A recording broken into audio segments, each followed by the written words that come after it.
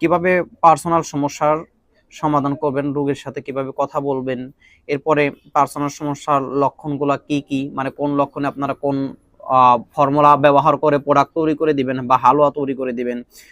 এরপরে পুরুষের হরমোনের কাজ কি, এটা কিভাবে কাজ করে, হরমোন কমে গেলে কি সমস্যা হয়, হরমোন ঠিক আছে কিনা কিভাবে বুঝবেন, কি কি লক্ষণ দেখা দিলে আপনারা বুঝতে পারবেন যে হরমোন কমে গেছে। এরপর হরমোন কমে গেলে কি কি সমস্যা দেখা দিতে পারে, এই সমস্যাগুলো সম্পর্কে আলোচনা হবে। এটা হলো বেসিক ফর্মুলা, সবচাইতে কম আপনারা পেইড করে এগুলো শিখতে পারবেন।